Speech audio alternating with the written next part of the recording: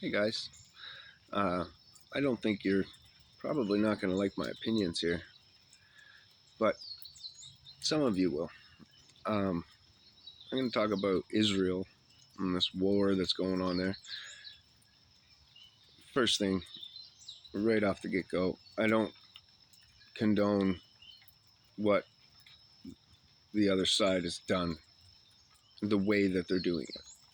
I don't think that's right. But I do understand their frustrations.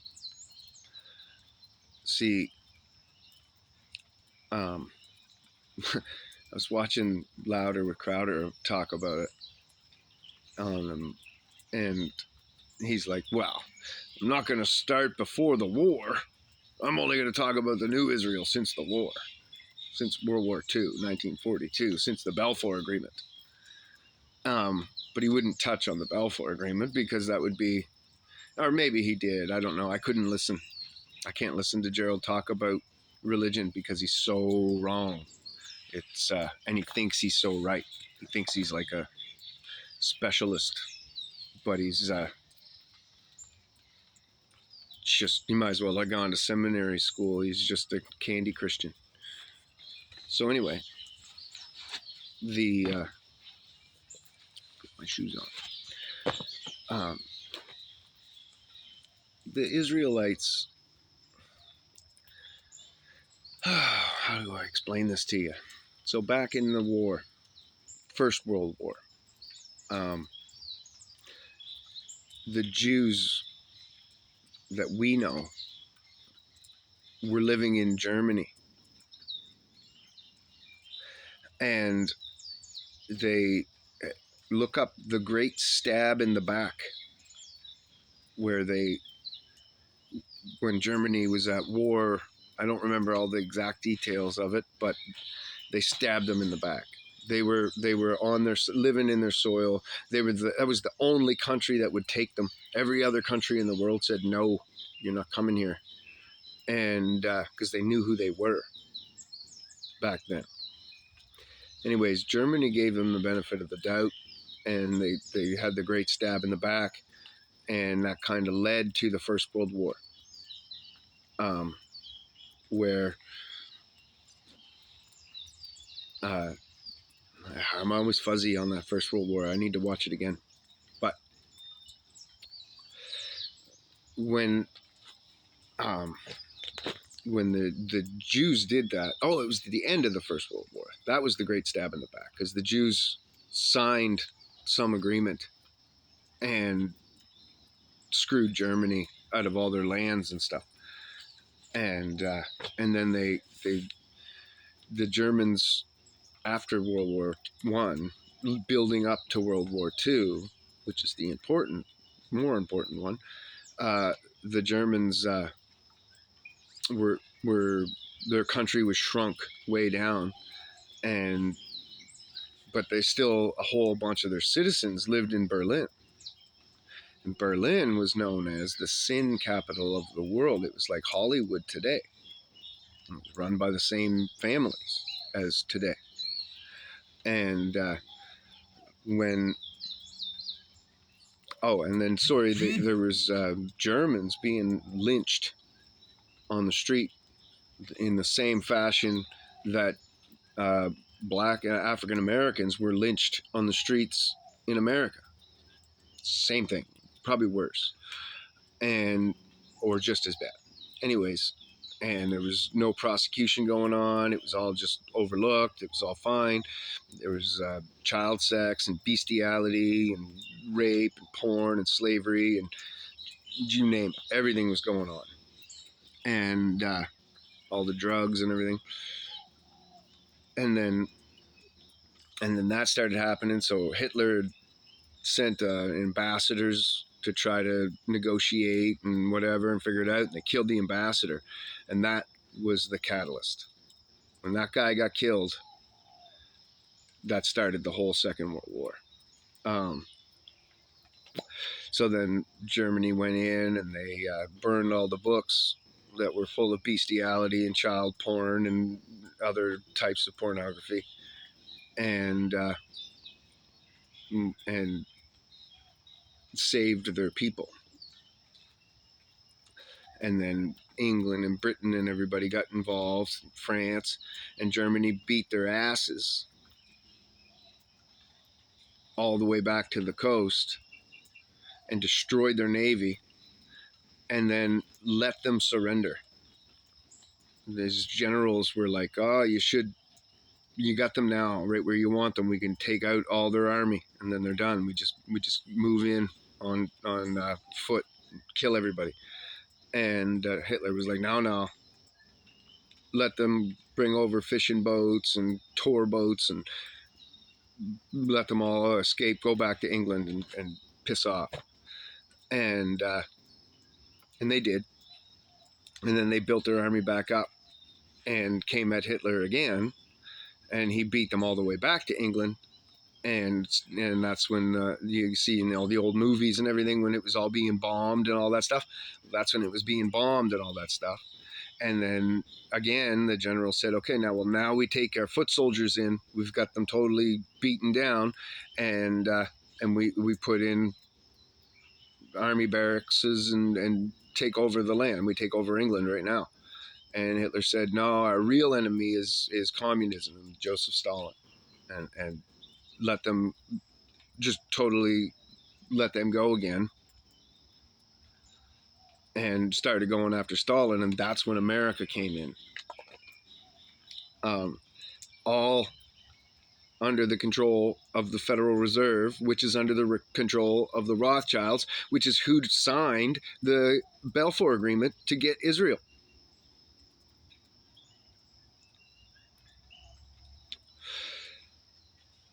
Way before that, way before Jesus, there was a book called the Maccabees. There was a time called the Maccabean Age, the Maccabean times. Maccabee in Hebrew means the hammer, and it was Judah.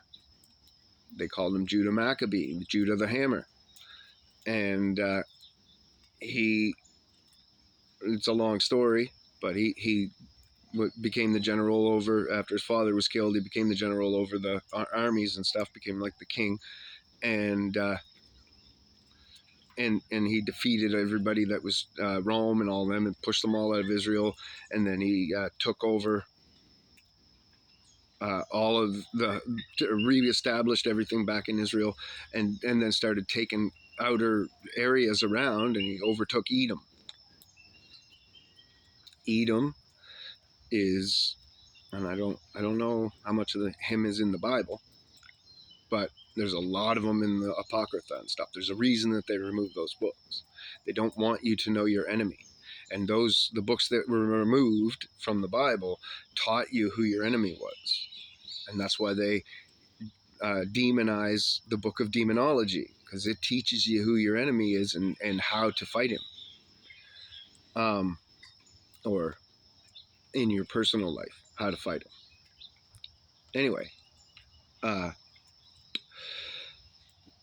Abraham, Isaac had twin sons, Jacob and Esau, and they were opposites, and there's all kinds of prophecy about them and how one will always rule over the other.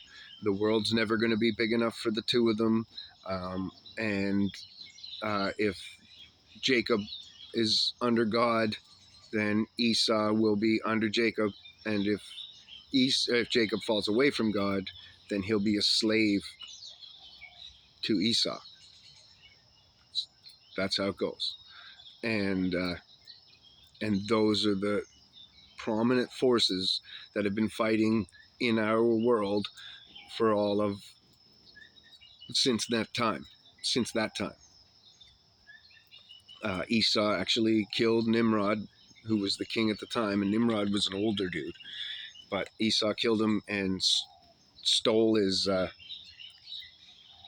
clothes, which was the suit of Adam. And when Nimrod was wearing the clothes of Adam, he got certain gifts that were Adam's gifts. And so hunting, fighting, and stuff like that, he couldn't be defeated. And anyway, I'm pretty sure Jacob helped him. Yes, Jacob did help him because Jacob told Esau about the clothes, right? Because Jacob was all about the Bible, all about the Torah. He went and lived with Shem in the forest in a temple for like 27 years and studied the Torah every fucking day, all the time. What an amazing life! And so he knew it and knew every piece of it, right? And so he knew the clothes that Nimrod was wearing, and he told Esau, "You can't fight him when he's wearing those clothes," and blah blah blah. And then anyway, so Esau got them. I don't know where they're at today. They should still be in existence because they were indestructible. They were well over 1,000 years old when Esau got them. And then anyway, those two have been fighting for all of time. But then in the Maccabees time, when Judah took over Edom, what he told them was, you can either convert to Judaism or move. And most of them converted to Judaism. And from that day forward, they were no different from Jews. So, yeah, I do have big bags under my eyes today. So they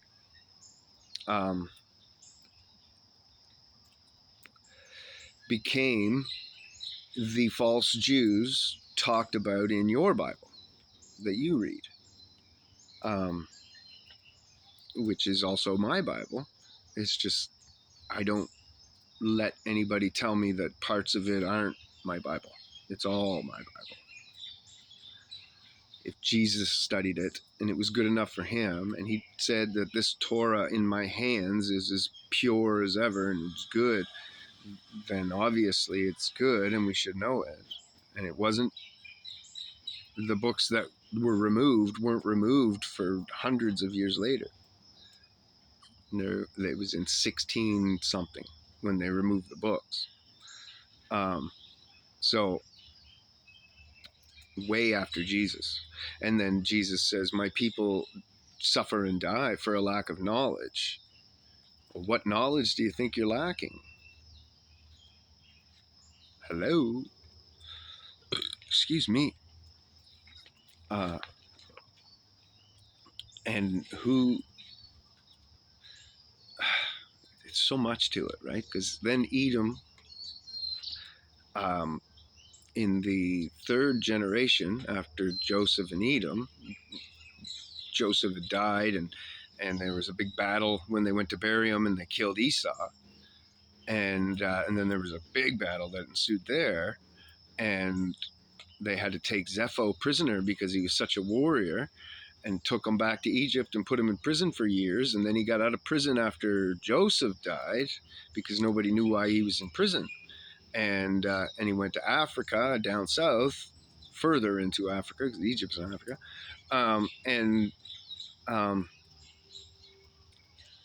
We got underneath the African king who was the father of the guy who took the elephants over the Alps. He's the most famous, one of the most famous general and kings in the world, because he managed to get the elephants over, and he took over Rome and ruled it until he got bored and wanted to go home. He got homesick and he just left. But anyway, that was his dad, and him and Esau were buddies. Esau was his general for years and years, but he always wanted him to go and fight Israel, and the king was like, no, I'm not. And then he even got the king to go to Baal and get prophecies about what would happen if he fought Israel, and they were all bad. And so the king was like, no, we're not doing it. And so then Zepho was like, well, screw you, I'm out, and took off. And he goes to the land of Chittim. And once a year, the African king would send his armies up there and pillage and steal and pirate everything that they needed, and then they'd go back home. And the people of Chittim had no king, and they couldn't defend themselves, blah, blah, blah. Anyways, Zepho was a man of money. His name actually meant he'll fight for money or something like that. I can't remember exactly. But anyways, so he put himself for hire, and he defeated marauders, and then word spread, and they, over the next year before they came back again, they made him king over them. And when the marauders came the next year, he totally pushed them off and never let them get any ground at all, and knew all their moves and knew everything about them because he was their general. So anyhow, pissed off the African king. So then the African king goes after him, and the people at Chittim were like, oh, well, what are we going to do? Why don't you, they said to him, why don't you pray to the gods of your father? We heard that he's super powerful and this and that. And so he prays to God under the name of Abraham and Isaac, but not Jacob. And sure enough, God pulls through for him and defeats the armies. And then after he defeats the armies, he goes and he thanks idols. And he starts setting up idols and doing idol worship, and turns his back on God again immediately. And then so that king came back again, and Zepho and him fought again. And I believe he fought them off again. I believe. I don't remember. Fuzzy. It's been a long time since I've read these books. Anyhow, and then I think he called on his other Edomites. Anyway, but Chittim, when Zepho establishes it all, it's Rome. It's all of Rome. And he was the first king of Rome, but they just didn't call it Rome. So that proves that Rome was under Edomite control, Edomite bloodlines.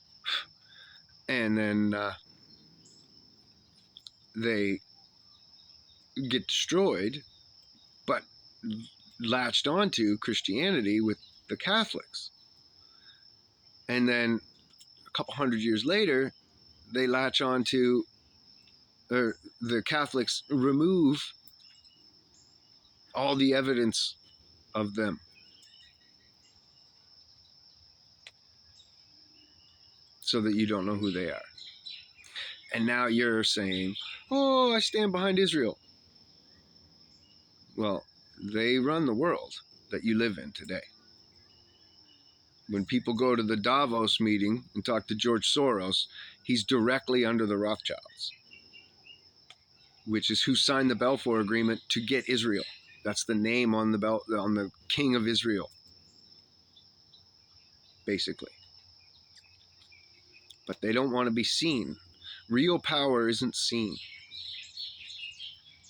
Doesn't need that. Anyhow, that's only something that you can understand with education. So they're the ones who run the Federal Reserve and are doing everything to your economy that you're hating right now. They run Joe Biden. They run Justin Trudeau. They were the ones who ran Fauci and all those fucking people throughout the pandemic and came up with all those stupid rules. And it's all from Davos. All of it. So why do you stand behind Israel? And why can't you possibly understand how those people are that pissed off that they're going to go in there and do that? Well, guess what? We've been under Israel. America gives 40 or 60% of all their tax money to Israel. I bet you didn't know that. And protect them and all that shit. So, and put them in there, put them into power, like the Balfour Agreement, that whole war, all that was won by America, and America was put into that war through the Rothschilds, through the Federal Reserve and through Woodrow Wilson being fooled. And he said, later in life, he was like, oh, I made the worst mistakes ever. I gave away this country. Scumbag. But he was just dummy. just a useful idiot. Anyways, they're the ones that put us to where we are today. And then they are the ones behind all those green policies. They're the ones going to war with everybody since 9/11 and forcing central banks into their countries. That's what the wars have been all about. It hasn't been about terrorism. It's been about spreading the central bank. Look up the countries that weren't under the central bank before 9/11, and then look up the countries that we went to war with since 9/11 or have crippled economically, like Venezuela. They all had gold-backed dollars, not fake dollars.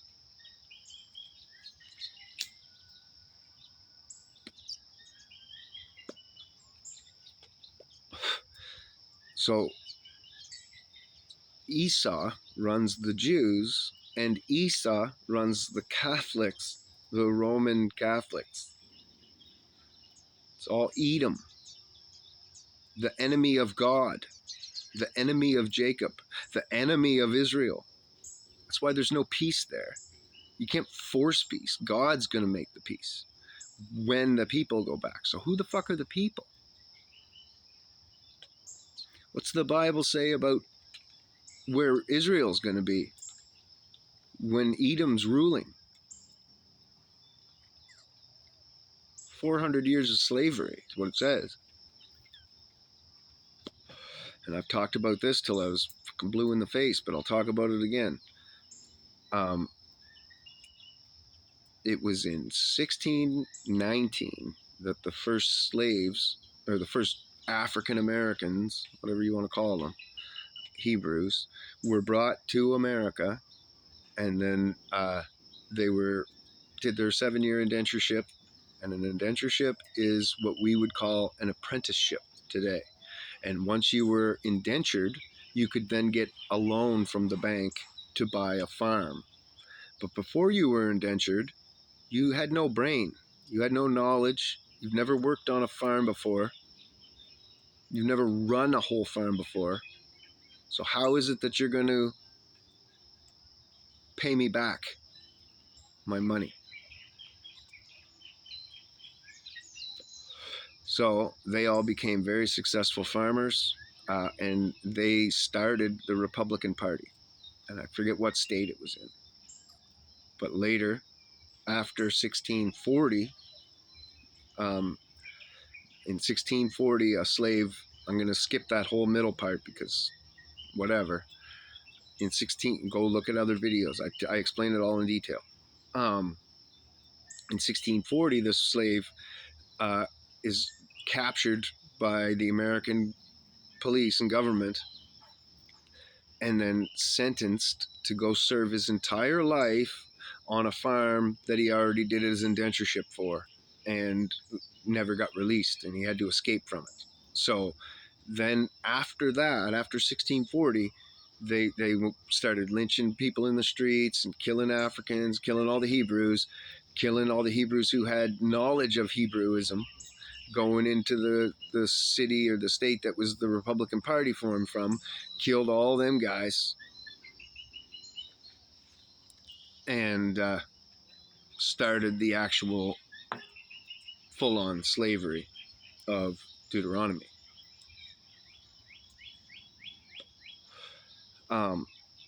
And then, so 400 years is 2040. That's when they'll get freed from their bondage, roughly. Now, there's all kinds of other factors in there that none of us can be sure.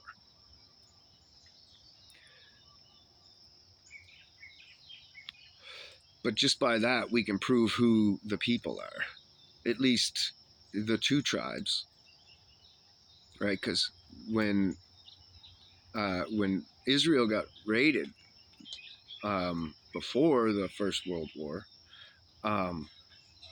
the 10 tribes, the northern tribes, went north, and the two tribes went south. So the two tribes went south and took slaves and were taking slaves and all that kind of shit, and were put into what's called a diaspora. And what that is when you're kicked out of your homeland, and then every time you try to settle, you're kicked out of that land, right? So they went through diaspora all down through Africa and got darker and darker and darker due to this amount of sun that they were in. You just gain more melanin in your body, and then you'd have it in your eggs and sperm. And because, like I said, they took slaves all the time. It was a normal thing. So they would have been taking brides and things, obviously. But Hebrews and Africans hated each other. And they kept pushing them out. Everywhere they tried to settle, the Africans would come in and start raiding them and pushing them out. And they'd get pushed out and pushed out and pushed out, and they got pushed all the way down to a place called Negro Land. And that's where they got the name from. That word that was misused. But that was only to take away their knowledge of their own history. When they became from that land, they became Africans instead of Israelites, and now there was only the 10 tribes. Well, the 10 tribes went up towards Britain and tried to settle, and France and stuff, and no, diaspora all the way across and disappeared near Japan. Well, we found the walking trail from Japan over the island chains to Alaska, and but it's underwater, and so they said, oh, it's got to be millions of years old. Well, if you filled in the Grand Canyon and you filled in the Maritimes and a couple other places with water, then or with land, sorry, and dam them off, then the lakes behind those would be most of America and Canada. And there's a bunch of places like that in the earth. Grand Canyon's just the most famous and the biggest one.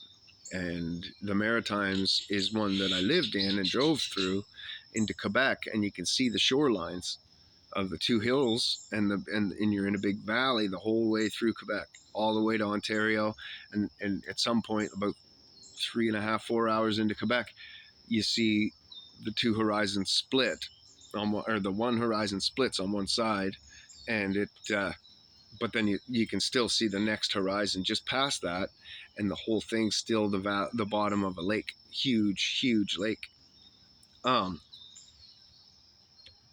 So all that water being contained and held back would drop the ocean levels enough that you could walk across from Japan. But there just wouldn't have been much land here because it's all under the lakes, right? And but there would have been West Coast because of the Rockies and stuff. So they could have came in that way. But then when you know geology of Canada, all the prairies are just flat. You can see for miles and miles and miles. It's as flat as the ocean. So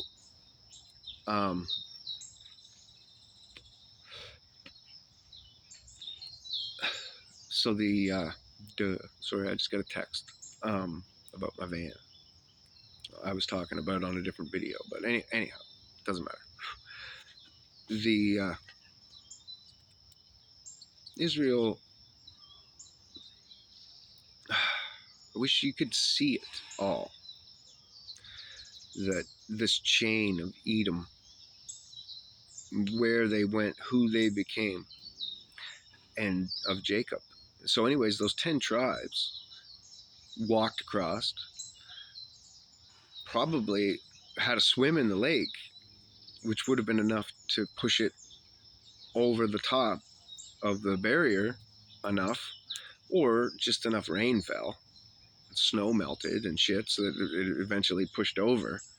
But with those waters out of the ocean, not only could you walk to Canada and all down through the States, but you could walk to Australia and to all the islands and all the little island chains out to the Galapagos. I don't know about Hawaii, but that's why there's not much here. Wildlife. Just what we introduce, basically. So, and what floats here, like coconuts. Anyhow, you could walk everywhere. So that explains also how there's like things that are only in Australia and things that are only in the Galapagos. Well, there was probably, kangaroos everywhere for a time, and koala bears and all that stuff, but they would have been the weakest animals. Once things started to eat meat, like cats, those would have been the first things to go, right? So they would have had to keep running all the time, and that would have just been in their heads as they were born. Your parents fucking ran, and then your grandparents ran, your parents ran, so then they raised you to run, and they kept going. Now they had the blessing of the Lord protecting over them as well. So anyways, they got to Australia first, and then the even weaker things would have gotten out to the Galapagos first, because they would have been running the most, and then when the waters came up, it would have buried the lost city of Atlantis and protected the 10 tribes, the lost 10 tribes of Israel, and protected things on the Galapagos Islands from getting wild predators there, and protected things in Australia from getting too of an advanced predator there, right? It was the same predators that needed to continue to run, because the other predators would have just kept pushing them off. So they would have just took off and followed the weaker animals.